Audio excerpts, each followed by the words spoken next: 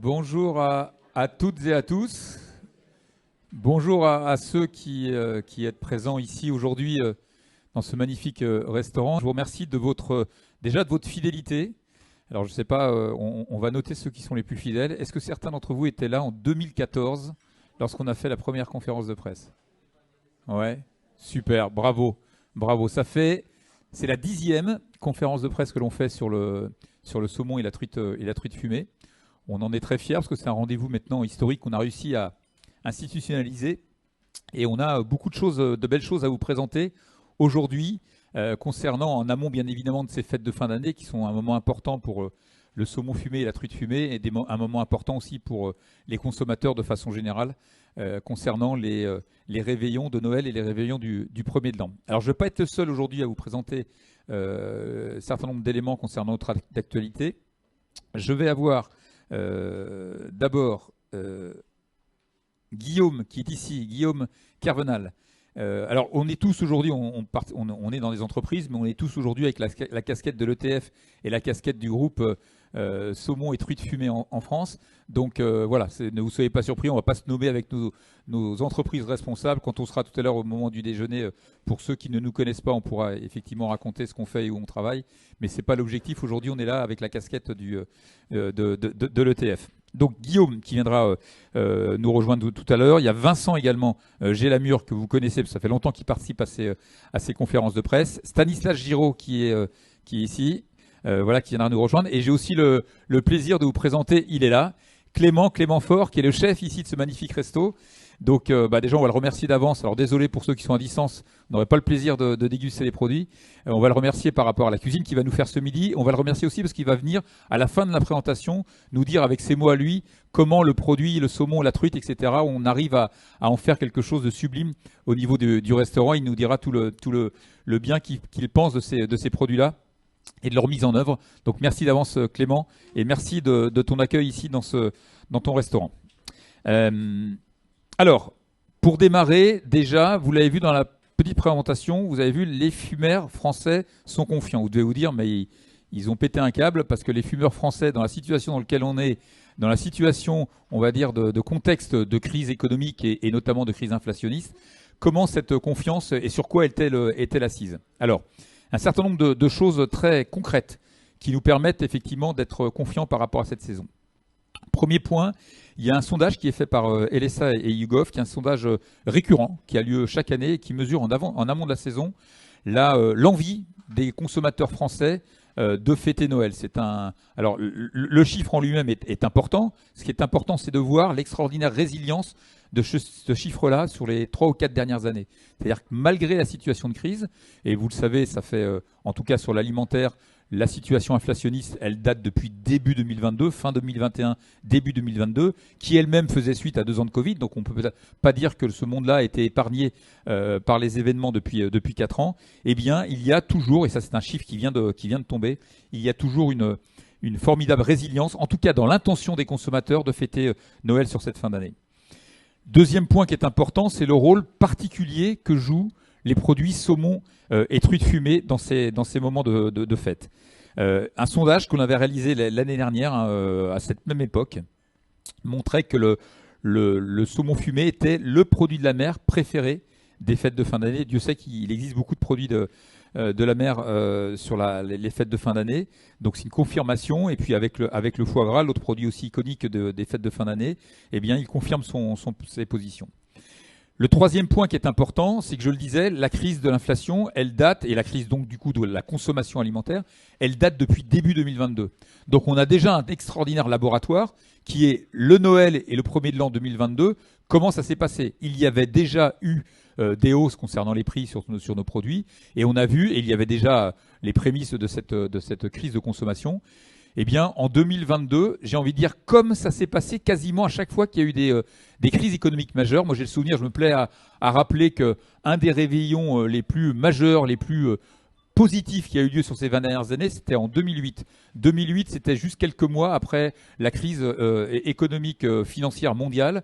Et on avait pu mesurer à ce moment-là que, véritablement, pour les consommateurs français, les fêtes de fin d'année, c'est un moment un peu particulier, c'est une parenthèse enchantée un peu particulière dans lequel est tout à fait sanctuarisé ce type de consommation. Donc plus 8% et plus 2% sur la truite fumée. Et puis, j'ai envie de dire, quand on perd nos repères, et c'est vrai que depuis 4 ans, on les a tous un peu perdus, nos repères, hein, comment le consommateur va se comporter, quelles sont ses attentes, c'est important de se réancrer sur ce qui est le socle des grandes tendances de consommateurs. Qu'est-ce que le consommateur, pour l'instant, au niveau de l'alimentaire, va chercher? Et la présentation qu'on va être amené à vous faire à plusieurs, là, ça va être justement pour décliner, pour dérouler les grandes attentes auxquelles les saumons fumés et la truite fumée répondent. On va parler de local. Le consommer local est quelque chose qui est très important. J'ai envie de dire encore plus important quand on est en situation de crise, parce que ça résonne sur des sujets notamment d'emploi, sur des sujets de traçabilité, sur des sujets de proximité, des sujets de circuit court. Donc la dimension locale est importante et on va voir comment la filière de fumaison française y participe. La notion de garantie, à travers la démarche garantie fumée en France qu'on a eu l'occasion de nous présenter sur ces 2 ou 3 dernières années. La démarche du respect du poisson, tout le sujet de la transformation la plus simple possible sur les produits les moins élaborés possibles sont des sujets aussi qui sont parmi les grandes tendances de consommation. Et le saumon fumé et la truite fumée y participent complètement, puisque ce sont que du saumon et de la truite, avec un peu de sel et un peu de fumée. Et en gros, c'est ça notre produit.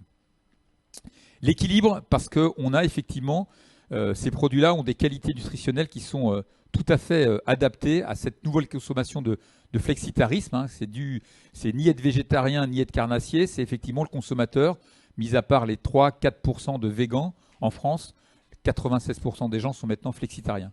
Ils zappent, ils évoluent, ils font évoluer leur consommation alimentaire, mais toujours avec cette dimension de qualité nutritionnelle qui est au cœur de leur consommation.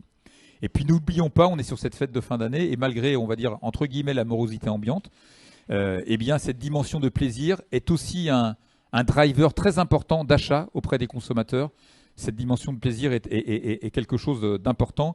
Et on verra comment les acteurs de la filière ont essayé de jouer ce principe de plaisir tout en étant parfaitement réaliste par rapport à la situation que l'on traverse en termes de consommation alimentaire. Et puis la notion de créativité, là c'est Clément qui va s'y coller pour nous raconter un peu comment nous donner envie de se réapproprier de façon originale, de façon créative, ces 2 magnifiques produits qui sont le saumon fumé et la truite fumée. Donc voilà pour la petite introduction que je voulais faire. Et puis je vais tout de suite laisser la parole à Vincent qui va nous parler effectivement de toute cette dimension de local notamment. Merci. Alors, pour les slides, c'est là? Ok, d'accord. Voilà, bon. Donc, les ateliers de fumaison français produisent 3/4 du saumon et truite fumée consommés en France. Pourquoi? Il y a 3 raisons fondamentales. Une longue tradition, un savoir-faire, une offre de qualité et de durabilité, et également une large gamme dans les rayons qui oblige à une souplesse d'approvisionnement puisqu'on est dans un rayon traiteur frais. Donc ces 3 éléments expliquent la part archi-dominante de la production française dans la consommation. Ce qu'en disent les Français disent un saumon fumé en France, c'est la garantie d'une traçabilité pour 55% des Français. C'est aussi une gage de sauvegarde d'emploi pour 48%. Donc ça, ils l'ont bien noté. Par contre, il y a encore une connaissance un peu limitée du fait que cette tradition de fumage en France, puisque seulement 44% des Français savent que la France a une tradition historique du fumage. Bien sûr, bon, on en a déjà parlé en attendant le début de la conférence. Comme sur ces produits, nous sommes obligés de déclarer l'origine, hein, tous les produits frais, on doit déclarer une origine. Donc on voit Norvège, Écosse, Irlande, Islande. Donc on pense que c'est fumé là-bas. Non, majoritairement c'est fumé en France. Les ateliers français, 75% des 37 464 tonnes de saumon et truite fumée consommées en France. 71% donc, sont issus pour le saumon et 93% pour la truite. La truite qui a l'originalité également d'être largement élevée en France. 30 entreprises françaises, 2840 collaborateurs, 776 millions d'euros de chiffre d'affaires. C'est quand même non négligeable, même si les rayons de saumon fumé dans les GMS ne sont plus petits que ceux de la conserve ou des pâtes. Il faut noter quand même qu'en 2022, on a eu plus 3,8% des saumons et truites préparés en France versus 2021. Ça veut dire que même dans des périodes un peu moroses de consommation et d'inflation, la GMS et les marques nationales continuent à privilégier cette origine française. Voilà. Bon, il y a 7100 tonnes de truites fumées en France, de truites fumées, dont 7000 en France. Donc on voit que c'est vraiment une grosse majorité. Voilà. Et 25 400 tonnes de saumon fumé, ça c'est le split des tonnes totales, dont 24 400 en France. On a créé, il y a quelques années maintenant, ça doit faire la 4e année peut-être, une certification distinguée par un logo qui s'appelle logo fumé en France, avec ces 3 couleurs bleu, blanc, rouge, et qui est un repère d'un fumage français et responsable. Tous les logos sont forcément un peu réducteurs dans tout ce qu'ils veulent dire. On ne peut pas mettre non plus un logo avec 52 mots. Mais le fumé en France, c'est non seulement une localisation, mais c'est aussi un référentiel principalement tourné vers la responsabilité sociétale de l'entreprise. Ce qu'en disent les Français, 80% disent c'est une garantie de qualité, 81% disent ça incite à l'achat, ça rassure. Et ces chiffres sont à peu près comparables pour la truite, puisqu'on a 80% qui pensent que le logo fumé en France sur un produit de truite est une garantie de qualité et 77% une incitation d'achat. Donc c'est vraiment à la marge exactement les mêmes chiffres. Donc c'est un vrai succès. Les ateliers de fumage français, bon alors il y a on est héritier d'une longue tradition. Ça a démarré par le fumage des saumons qui remontaient les cours d'eau hexagonaux. Bon ça il y en a peut-être un peu moins maintenant. Des entreprises du littoral qui fumaient du poisson de pêche, hareng, maquereau, mais également des charcutiers, parce que les charcutiers fument beaucoup, fument la viande. Donc dans le saumon fumé, quand même une étape importante, c'est le fumage. Donc ces deux types de professions se sont lancés dans le saumon il y a maintenant une vingtaine d'années, un peu plus, une trentaine d'années. Il y a beaucoup de métiers dans cette activité. L'approvisionneur, celui qui achète le saumon. Nous sommes des transformateurs, donc on va principalement parler de notre métier de transformateur.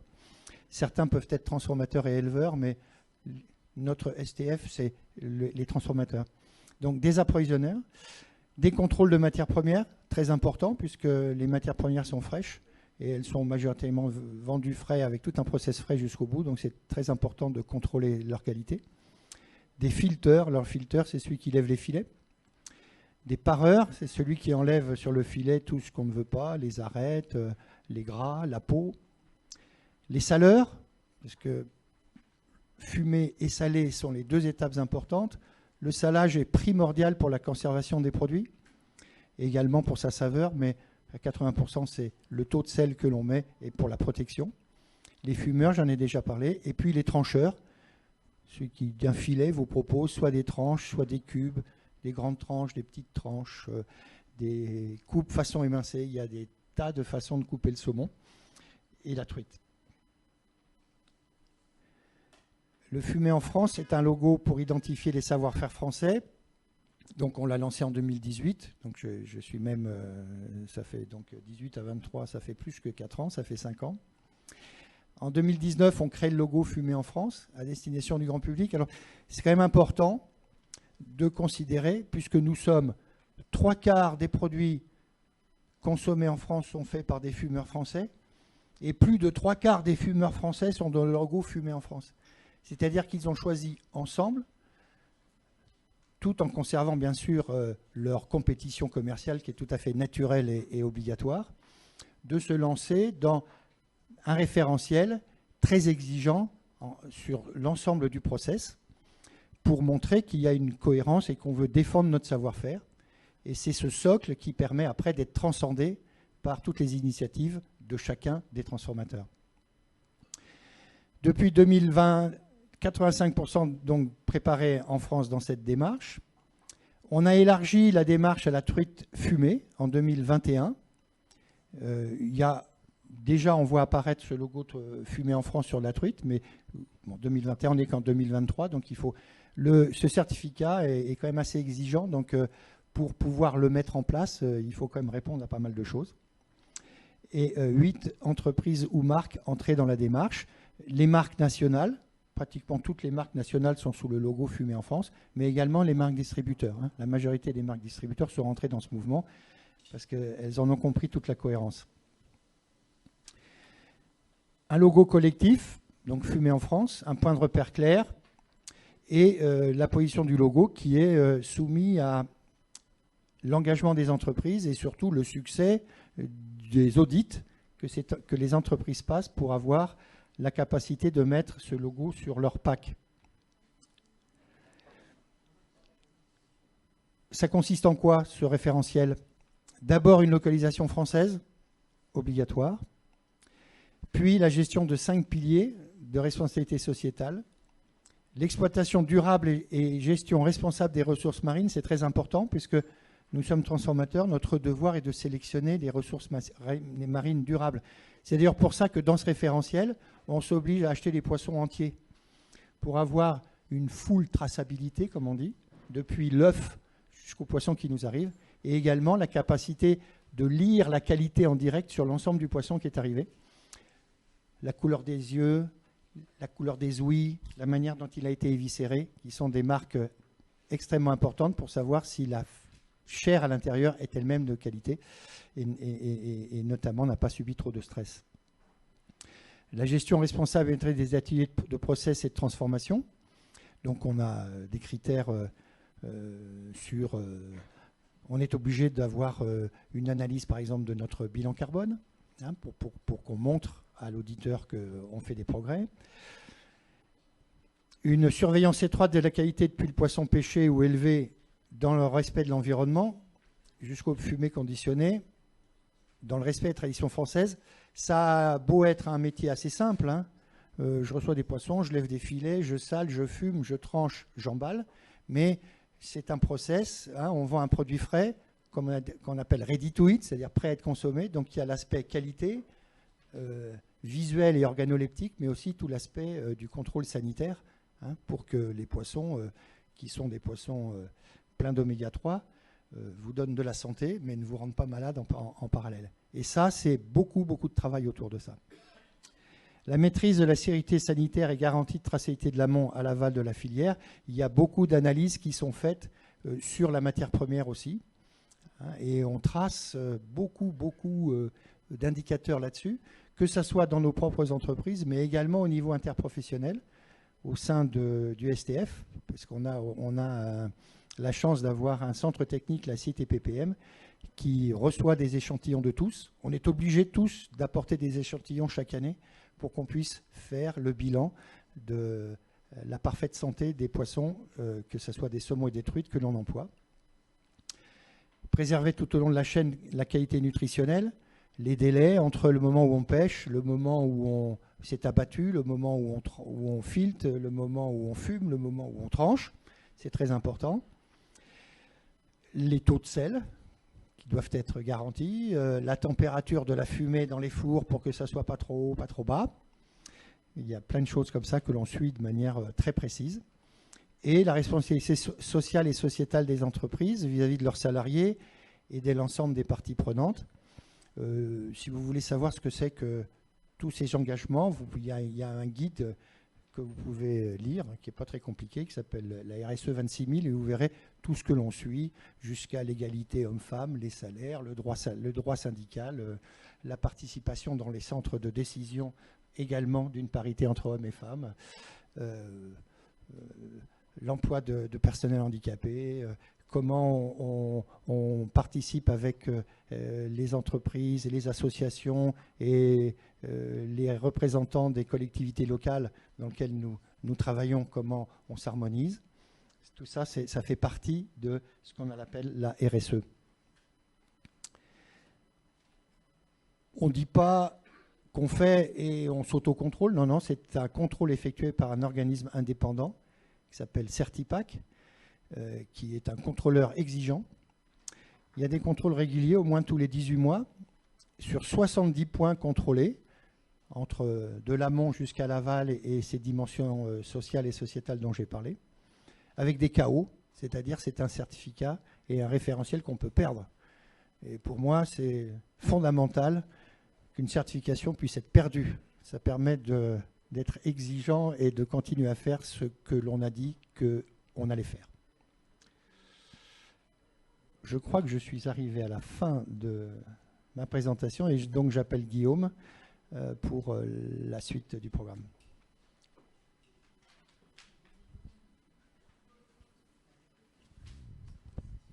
Merci Vincent. Décidément, tu es vraiment une bible technique. Bon, c'est difficile de passer après une démonstration aussi brillante. Je vais revenir sur des notions de qualité.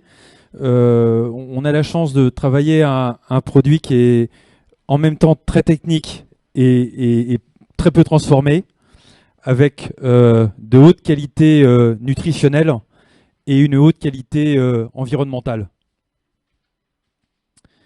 Donc comme Vincent nous l'a rappelé, en fait, on a vraiment la chance de travailler un poisson sur lequel on a des processus qui sont relativement simples, issus d'une tradition historique comme on vous l'a rappelé, et qui permettent de préserver des hautes qualités nutritionnelles de ce produit. Et le tout en travaillant, comme je vous le disais, le minimum d'impact environnemental.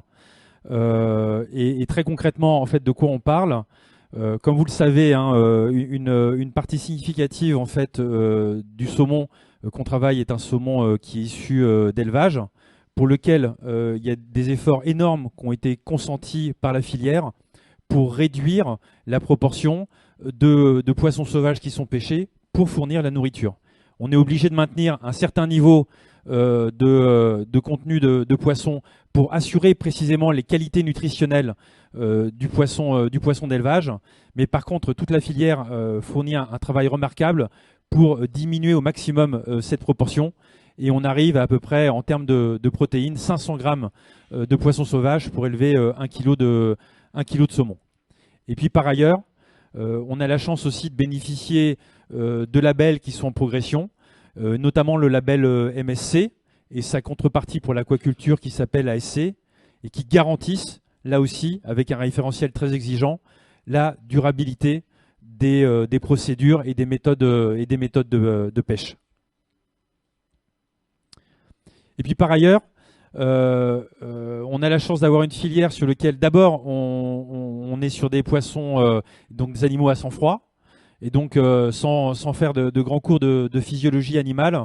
En fait, en y réfléchissant un petit peu, on comprend bien que sur un animal qui n'a pas besoin de maintenir sa température interne à par exemple 37 degrés, et qui plus est, en fait, qui est maintenu à hauteur dans l'eau, sans avoir à fournir d'efforts, eh bien en fait on a voilà.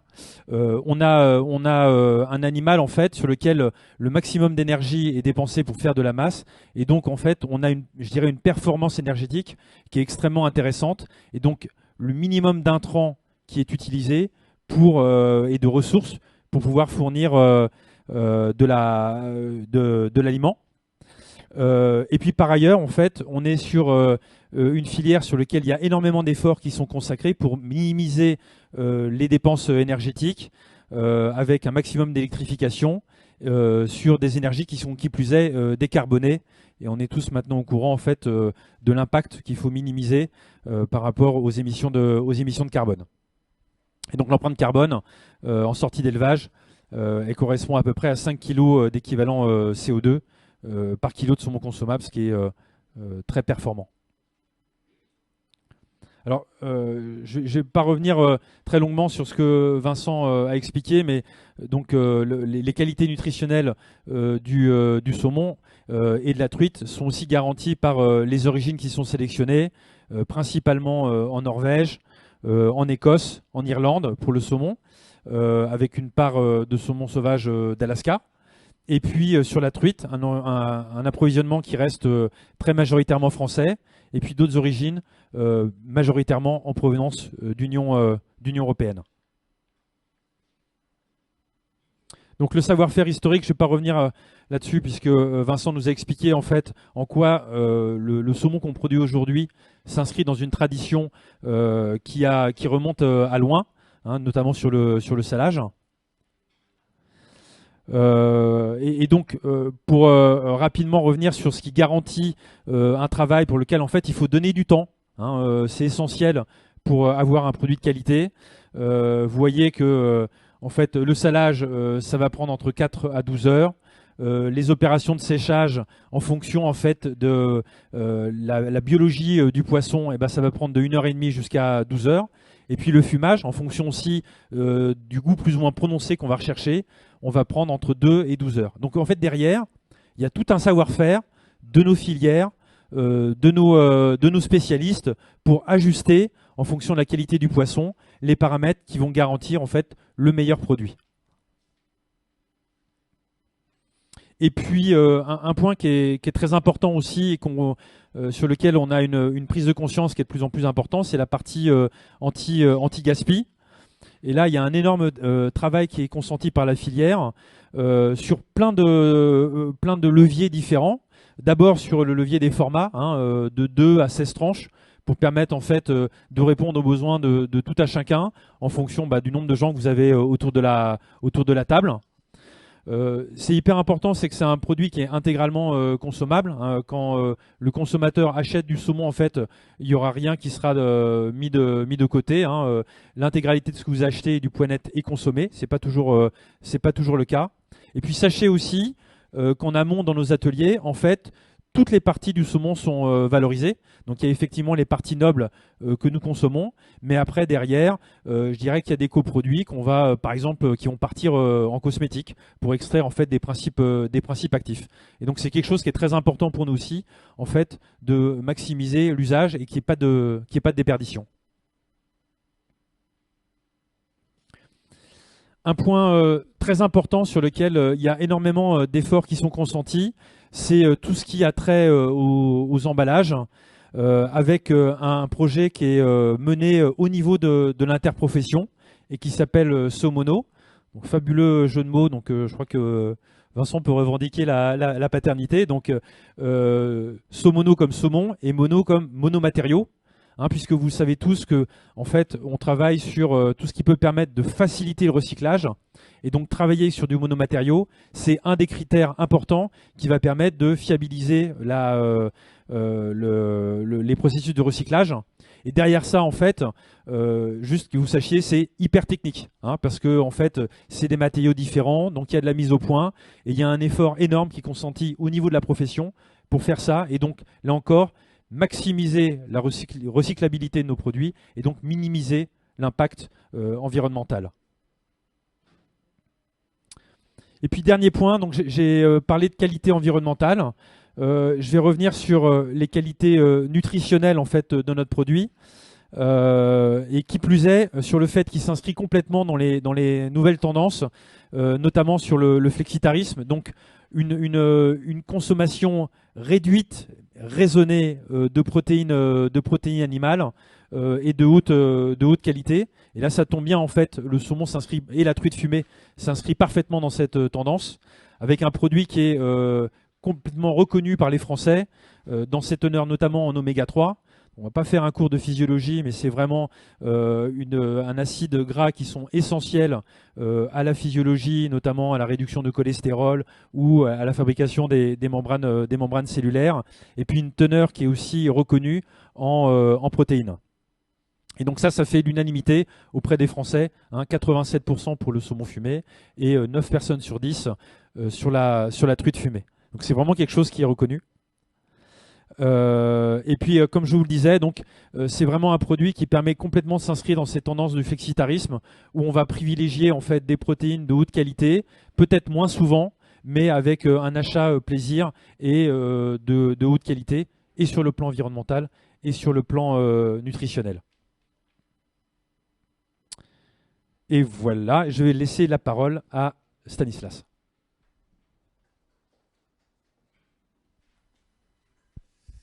Merci Guillaume. Alors moi je vais vous parler de plaisir.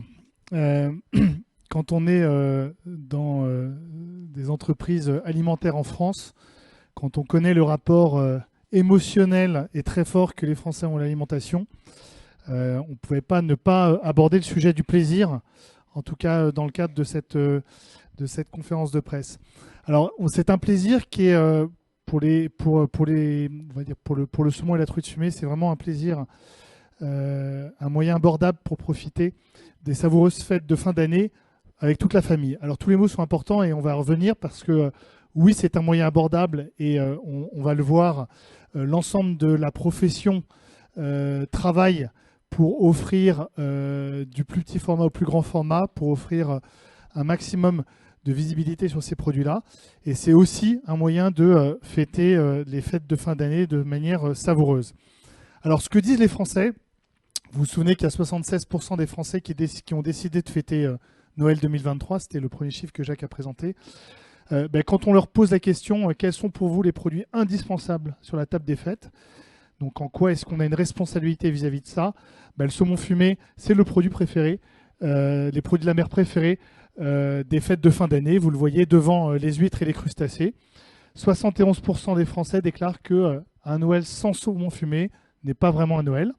Et pourquoi? Parce que ce produit-là, il a toutes les qualités pour alimenter et cultiver ce lien émotionnel qu'on a au niveau de l'alimentation en France. C'est un produit festif pour 90% des Français. C'est un produit raffiné pour 88% des Français. Et c'est un produit adapté à toute la famille pour 85% des Français. Alors une fois qu'on a vu cette partie sur le saumon, sur la truite, on se rend compte que c'est aussi un produit qui, même s'il est structurellement plus quotidien, puisqu'il y a 74% des Français qui déclarent le consommer sans occasion particulière, c'est malgré tout un produit qui s'invite de plus en plus à la table de fête de fin d'année. 31% des Français estiment que c'est un produit de la mer festif et incontournable lui aussi. Et c'est un produit qui, presque pour un Français sur deux, est décrit comme un produit qu'on sort à des occasions festives. Donc on voit que c'est vraiment cette combinaison entre le saumon et la truite qui ont vraiment qui pousse cette volonté d'être encore plus présent sur la table des Français pour les fêtes de fin d'année. Et alors pour ce Noël 2023, s'il y a un point sur lequel on doit être à la fois rassuré et fier, c'est que l'ensemble de la profession se mobilise pour faire de ce Noël 2023 un Noël qui soit une parenthèse enchantée, un moment de plaisir, qui soit sanctuarisé sur la table des Français. Premièrement, vis-à-vis des distributeurs, la place centrale du saumon et de la truite est confirmée. On le voit dans l'exposition des prospectus, on le voit dans l'offre et la quantité de produits mis en rayon.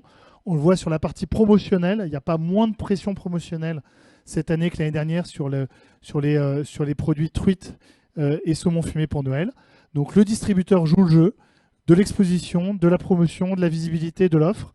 Et puis nous, au niveau des fumeurs, là aussi, on a travaillé sur une offre qui soit toujours encore plus qualitative parce que ce besoin de réassurance, il est toujours présent auprès des Français. Donc des offres de qualité, des offres, on va mettre en avant les origines, les labels, et puis des offres aussi sur lesquelles on va pouvoir travailler tous les formats pour tous les budgets, parce que il y a autant d'attentes sur des formats 2 tranches que c'est des formats 12 tranches. C'est un produit qui est, je le disais tout à l'heure, très familial aussi, donc on se doit d'apporter une variété dans les origines et dans les formats pour tous les budgets. Et donc voilà, on est très confiant sur la responsabilité qu'on a de sanctuariser ce moment de fête à travers nos savoir-faire autour de la truite et du saumon fumé. Et alors, il n'y a qu'un pas entre l'intention et l'exécution, c'est pour ça que je vais passer le relais à Clément qui va pouvoir encore plus que moi faire transpirer toute l'émotion en tant que professionnel de la restauration sur ces produits de saumon et de truite. Bonjour à tous. C'est pas forcément dans mes compétences de venir comme ça discuter avec vous sur un produit qu'on travaille pas réellement énormément dans la restauration, mais de plus en plus. Et c'est vrai que je voulais faire un petit parallèle entre la sphère professionnelle et la sphère privée. Aujourd'hui, on est, nous, sur une cuisine lévantine, Middle East, et c'est vrai qu'on peut se permettre aujourd'hui de travailler un peu n'importe quel produit, parce que les techniques de cuisine sont devenues quand même beaucoup plus élaborées aujourd'hui, et on va avoir tendance à vouloir faire du maison. Le saumon et la truite qui vont être servis aujourd'hui sont fumés par nos soins, et je pense qu'aujourd'hui, on arrive à adapter ces produits-là justement sur n'importe quelle influence ou fusion de cuisine, que ce soit asiatique, Middle East, pur français ou en Amérique latine. Ayant beaucoup voyagé, je me suis rendu compte qu'on va avoir un gros mix et sans dénaturer forcément le poisson.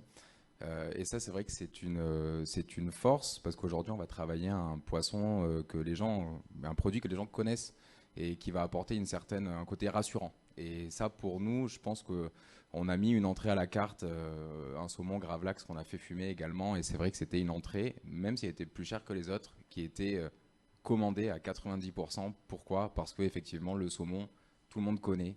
Et on va aujourd'hui, avec les nouvelles techniques de cuisine, en tant que client, se lancer quand même à le commander, parce qu'on est curieux. On est curieux de savoir ce qu'on peut faire aujourd'hui du produit qu'on a toujours connu dans nos familles ou dans les restaurants de manière beaucoup plus simple. Et c'est vrai que, comme j'en parlais, on a, nous, sur notre partie bar, énormément d'évolution aussi, et on peut travailler le saumon en mode liquide, on va dire. Beaucoup de techniques aujourd'hui sont apportées, et travaillant en freelance avec des boîtes comme Caviari, qui fait également du saumon, du hareng et plein de produits comme ça, on va utiliser justement les propriétés de ce produit qui va être un peu plus gras, et on va pouvoir le travailler, nous, en technique de bar, avec ce qu'on appelle des fat wash. Ça veut dire utiliser cette huile réellement pour nourrir des alcools et conserver ce côté fumé. Le côté fumé qui, en parallèle, je pense, a pris un énorme pas sur la cuisine aujourd'hui, on va dire mondiale, parce que c'est un goût qui rentre de plus en plus dans la consommation quotidienne des gens. On aime bien se confronter à des goûts qu'on ne connaît pas forcément, et le fumé, quand il est bien touché, pour ma part en tout cas, c'est quelque chose qui apporte vraiment du relief sur un plat, que ce soit une entrée, un plat ou même des fois un dessert. Et c'est vrai que je voulais faire une relation aussi sur la sphère privée. C'est un produit qu'on va retrouver sur les fêtes de fin d'année, mais je pense aujourd'hui que c'est un produit qu'on va retrouver chez la ménagère. Et je prends pour exemple mes parents, que je vois plus trop souvent, mais à chaque fois que j'ouvre le frigo, je vois du saumon ou de la truite fumée. Pourquoi ? Parce que c'est devenu un produit plus accessible, et je pense que c'est un produit qui apporte aussi beaucoup de réconfort. On sait, dès qu'on va l'avoir dans l'assiette, ce qu'on va goûter, et par ce biais-là, je pense que c'est un produit qui n'a pas besoin d'être sublimé, dans le sens où l'explosion des brunchs à Paris a fait quand même son essor il y a quand même quelques années, et de manière très commune, on retrouve du saumon ou de la truite fumée dans n'importe quel entrées, plats, sur des tartines avec de l'avocat, etc. Et aujourd'hui, je pense que c'est un produit sur lequel on peut réadapter ses recettes à la maison, et donc passer devant aujourd'hui les rayons du saumon fumé et en prendre, ou de la truite et en prendre pour chez soi. C'est pas quelque chose qui doit être et qui est exclusivement réservé aux fêtes.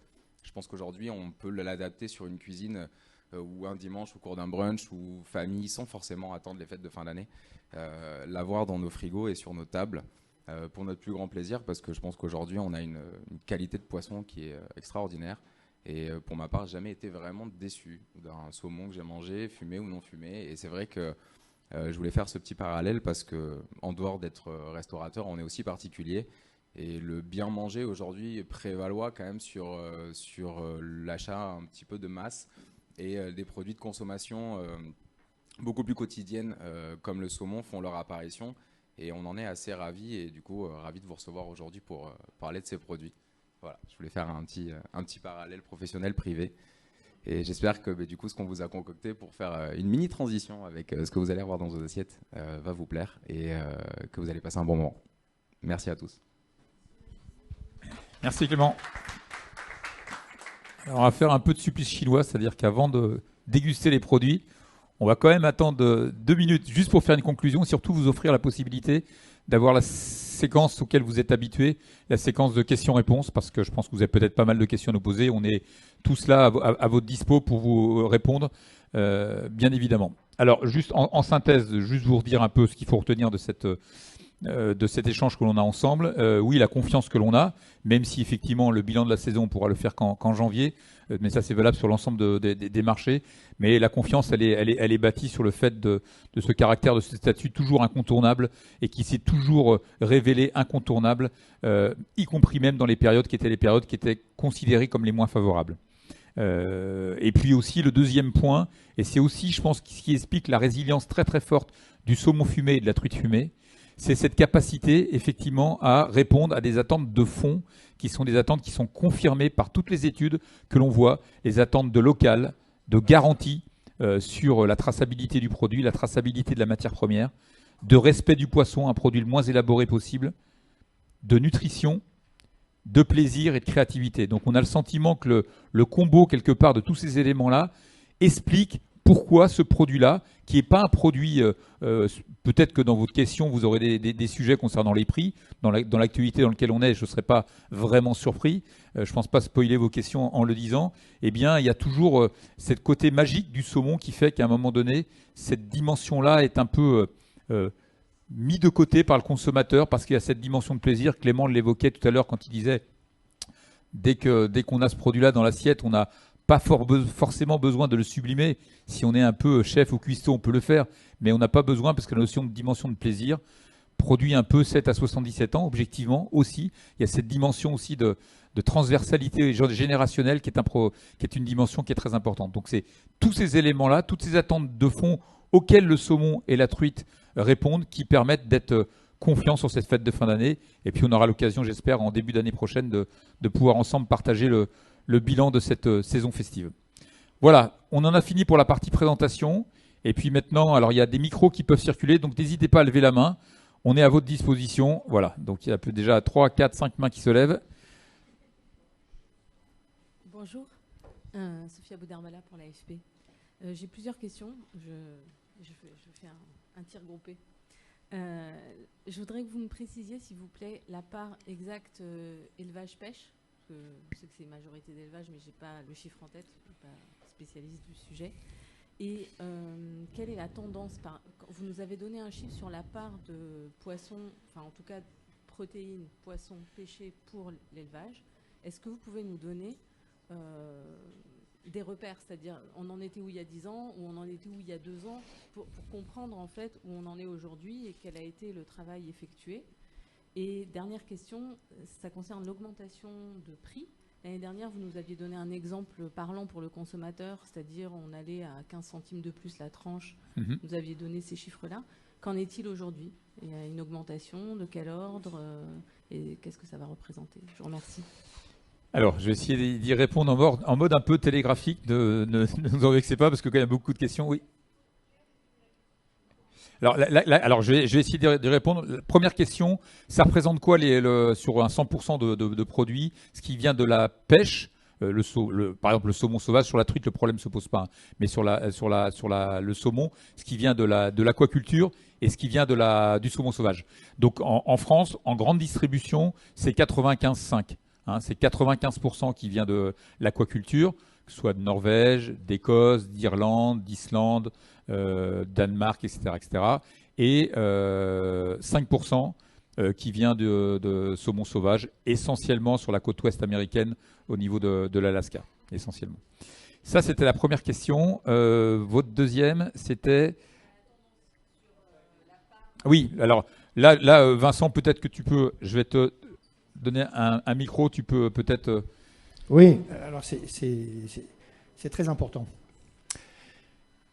L'élevage du saumon, ça date de 1960. C'est très jeune. On peut même dire que ça date de 1990, parce que les 20 premières années, en tous les cas, ont été assez flattes, et puis à un moment donné, il y a eu une progression. En 1990, il fallait à peu près... On nourrissait le saumon avec 70% de part marine, donc de la farine et de l'huile de poisson. Et il fallait environ 3 kg de nourriture pour faire 1 kg de saumon. Grosso modo, ça faisait 4 kg de poisson pêché pour faire 1 kg de saumon. Et maintenant, on est à 0,5. Donc, les deux phénomènes très importants qui ont été drivés par deux choses, hein, c'est-à-dire la pression sur la pêche halieutique, que tout le monde a reconnu. Donc il a fallu trouver un moyen, tout en ayant un saumon qui puisse grandir, être bon, garder l'oméga 3, donner moins de nourriture marine. On est maintenant entre 20 et 25%. Et deuxièmement, les conditions d'élevage qui se sont beaucoup améliorées et qui font qu'aujourd'hui, il faut entre 1 et 1,3 kg de nourriture pour faire 1 kg de saumon. Donc ces deux choses-là ont fait baisser drastiquement les besoins en pêche. D'ailleurs, depuis 1990, la pêche pour les élevages de poissons est flat. C'est le même volume depuis 1990, alors que les élevages de poissons sont montés exponentiellement. On parle du saumon, mais il faut quand même savoir que 80% de l'élevage mondial, c'est des poissons qui viennent, c'est le panga, le tilapia, largement, qui sont d'ailleurs des poissons plutôt végétariens. Voilà. Mais ces deux efforts-là font qu'on a divisé par 4 la quantité de nourriture marine nécessaire pour faire maintenant 1 kg de saumon. Et il y a encore des efforts qui sont faits. Puisque sur la nourriture, la farine, on est arrivé à un bottom line, je pense, en dessous duquel ça va être un petit peu difficile de baisser. Mais c'est sur l'huile de saumon, l'huile de poisson, pardon, où on a encore des progrès à faire. Il y a des tas de recherches pour donner de l'oméga 3 d'autres origines que marines. Voilà. Et puis, c'est tout. Voilà. C'est déjà parfait. C'est déjà pas mal. C'est déjà parfait, Vincent. Et la dernière question, je crois, c'était par rapport à l'indication en termes d'évolution du prix.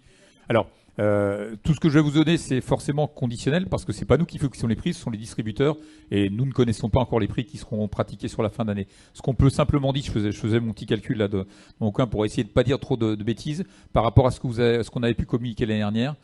L'évolution à la tranche de saumon sera entre 5 et 10 centimes de la tranche.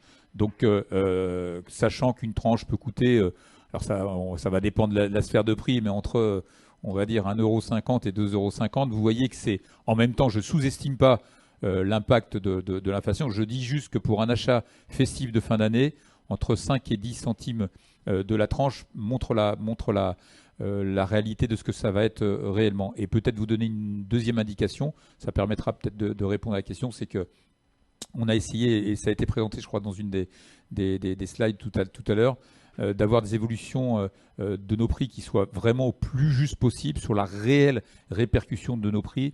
Rien de plus, qui explique justement cette extrême modération entre 5 et 10 centimes. On a plutôt une moyenne d'évolution des prix sur le saumon qui est inférieure à la moyenne de l'alimentaire en termes d'inflation sur cette année 2023.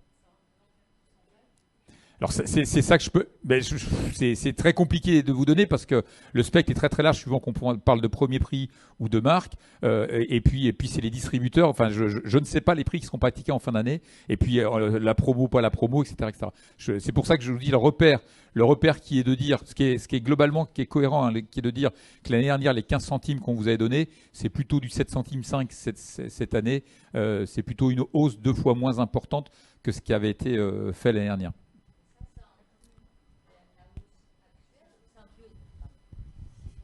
Pardon, Olivia Détroya du Figaro. Est-ce que ça inclut la hausse à un instant T ou est-ce que ça inclut les négociations de prix que vous allez devoir réouvrir avec vos clients distributeurs dans les prochains jours? Là, je parle de la fin d'année 2023 et je compare les prix de Noël 2022 à Noël 2023.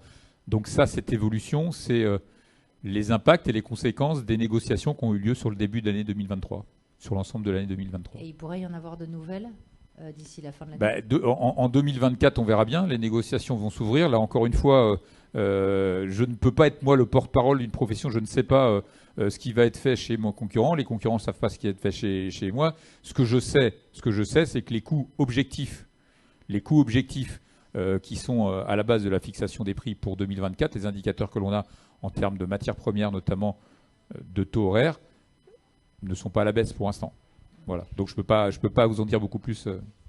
Vous avez parlé tout à l'heure de la pression promotionnelle. Est-ce Oui. qu'elle pourrait même s'accentuer cette année dans un contexte où il est difficile de baisser les prix en fond de rayon et donc augmenter la pression promotionnelle, c'est peut-être aussi un moyen de... En tout cas, et c'est Stanislas qui l'évoquait tout à l'heure, en tout cas, ce qui est sûr, c'est qu'on a le sentiment, encore une fois, on découvrira au fur et à mesure les prix qui seront pratiqués par les distributeurs et la façon dont ils joueront la promotion, mais on a le sentiment que les distributeurs ont été particulièrement vigilants à cette pression promotionnelle sur la fin d'année. Donc on fera le constat en début d'année, mais je pense que c'est effectivement un des éléments qui permettra à bon nombre de consommateurs français de pouvoir accéder au saumon fumé et à la truite fumée sur cette fin d'année. Mais c'est difficile, Olivia, de vous donner un chiffre parce que les chiffres, la vraie pression promotionnelle, on va la mesurer en fin d'année. Oui, mais si je parle au nom de l'ETF, moi je ne connais pas le pôle promotionnel de mes concurrents et les distributeurs nous réservent des fois des surprises, donc peuvent avoir aussi envie de négocier des opérations supplémentaires voilà. Mais pour tout vous dire, la visibilité que l'on a pense qu'on se dit que les plans promotionnels sur cette fin d'année seront au moins au niveau de l'année dernière et peut-être vraisemblablement en plus. Oui. Bonjour, Pierre Lagrange pour Saveur de Geek. J'ai 2 questions. La première, c'est est-ce que vous avez une idée de la proportion où est-ce que la France exporte ses produits traités et dans quel pays? Et la deuxième, puisqu'on importe les saumons, donc on exporte peut-être ce qu'on a traité. Et la deuxième, c'est est-ce qu'il y a une évolution ou une mise en place des gens qui fument eux-mêmes leurs propres saumons et truites? Puisqu'on le voit dans la viande, ça se fait de plus en plus. Est-ce que dans le poisson, ça se fait? Ouais, alors fumer. Alors il y a 2 choses. Alors je vais essayer de répondre à la première déjà, et peut-être que je vais demander un 50-50 ou un appel à un ami. Pierre, toi qui suis les stats de façon très précise pour pas dire de bêtises, oui, alors sur ce qui est exporté. Sur l'exportation, effectivement, ce qu'il faut savoir, c'est que le saumon fumé, c'est une des premiers postes d'exportation des produits de la mer en valeur. Parce qu'effectivement, c'est comme on exporte de la valeur ajoutée, on a beau importer la matière première, on exporte de la valeur. Donc c'est un poste d'importation en valeur qui est très important. Même si le volume n'est pas énorme, les premières destinations, c'est l'Italie. C'est l'Italie qui achète le saumon fumé français. On est à 3 000 à 4 000 tonnes environ. Et puis après, vous avez tous les marchés environnement, Belgique, Suisse. Luxembourg, etc. Et puis des petits marchés export très très valorisés, genre Hong Kong, genre Taïwan, voilà un petit peu des marchés haute valeur ajoutée, quelques exports vers le Golfe aussi. Mais c'est ça, c'est des petites quantités à très haute valeur ajoutée. Et excusez-moi, votre deuxième question, c'était sur...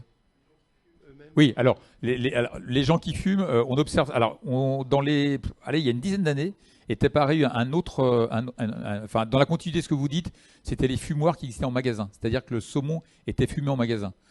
Ça s'est développé un petit peu. On en voit beaucoup moins. Parce que déjà, c'est un métier, c'était compliqué à mettre en place, il faut du personnel, il faut un certain nombre de choses, donc on en voit beaucoup moins. Donc on a alors je dis pas qu'il n'y a pas des gens qui fument à la maison, mais ça reste très marginal. Très marginal. Merci. Bonjour, Elsa Casalegno pour Que Choisir. Quelle est l'évolution, alors d'une part à cette période à cause de la crise et d'autre part en tendance plus longue, de la consommation de saumon sauvage, label, bio? Alors, je vais faire deux différences peut-être. J'ai envie de dire, entre le sauvage et l'aquaculture, ça a été relativement stable. Il n'y a pas eu d'évolution.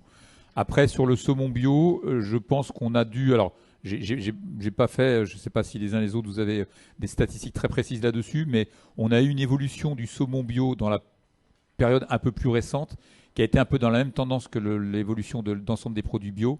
Voilà, donc ça a plutôt été, sur la partie saumon bio, une année 2023 qui était une année moyenne, objectivement. Mais pas pour des raisons spécifiques au saumon, pour des raisons globalement liées aux ventes de bio en consommation alimentaire. Après, le saumon bio, c'est... je suis à vous tout de suite, Marie-Josée. Le saumon bio, c'est 5% du marché. Oui, Marie-Josée. Pardon. Je voulais un peu revenir en arrière sur les prix. Je voulais avoir une idée de l'évolution des prix sortis élevage en Norvège. Alors, ça c'est un truc à suivre à la semaine, parce que c'est les prix. C'est une tendance à la hausse.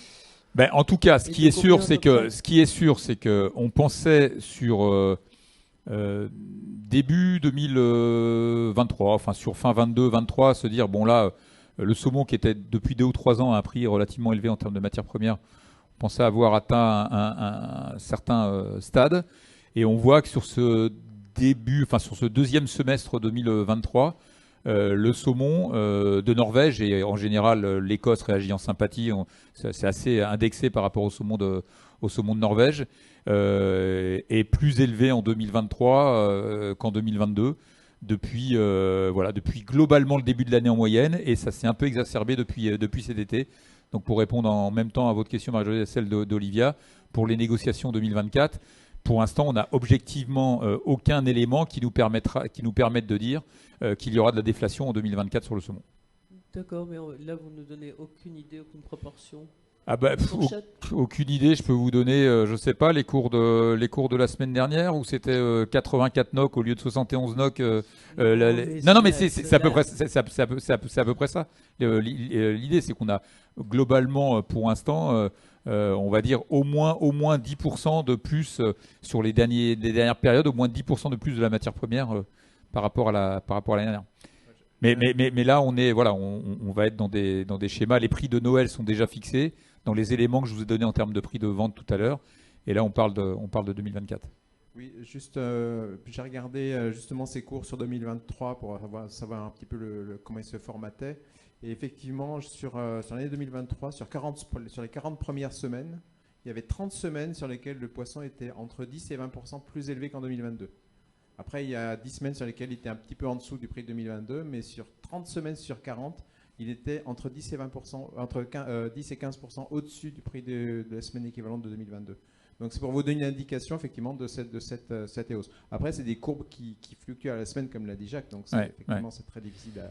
Et c'est très difficile d'avoir une vraie lecture de ce que ça pourrait être sur 2024 pour l'instant.